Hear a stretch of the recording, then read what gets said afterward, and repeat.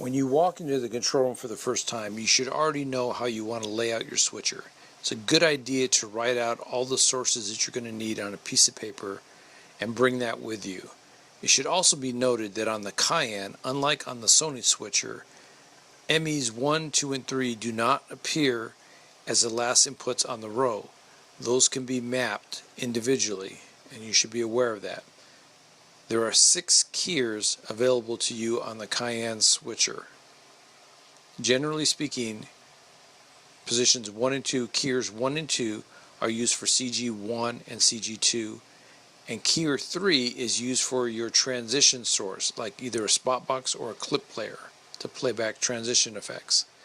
This is the master EMEM panel. This is where you will build most of your effects to control your devices, such as your clip player or your spot box for transitional effects. It's important to note that the ME crosspoint buttons do not necessarily appear on the program bus in the last positions on the right. These need to be mapped into the switcher as well. M1A represents the output of ME1 program out. M2A is ME2 program out. Same thing for M3A, that's ME3 program out.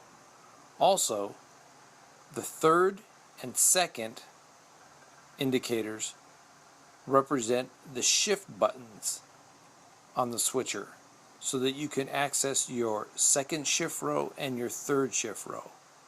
Pressing both buttons at the same time will access your fourth shift row if you need it. Button mapping on the Cayenne switcher. On the main menu, start with User Setups, Panel Prefs, Button Mapping.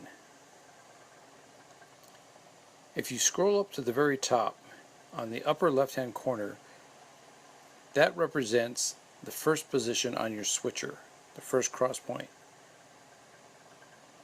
This bar here represents a number of cross points that are displayed on the switcher. Generally, it's set at 35, and you should not have to change that. When you're working with button mapping, it's best to use Select All. That way your changes occur across all the MEs, including the program bus. Now, for the position number 1, which I've just selected here, you can see on the right-hand side are the sources that are available to you. You have logical and fixed sources. Fixed sources are internal sources, such as the MEs, returns, program buses, clip stores, and clip players. The logical sources are patch sources into the switcher, such as your cameras, your playback devices like your spot box, and your CG generators. Now, in position number 1, you see down here there's currently nothing mapped into position 1 on the switcher. It says none in the upper left hand corner. I select camera number 1, that input source, and camera number 1 appears there. You can see the number 1 appearing there. Now, if I don't want to use that particular description on my switcher, I can change to the menu on Suite Preferences, Source, Patch.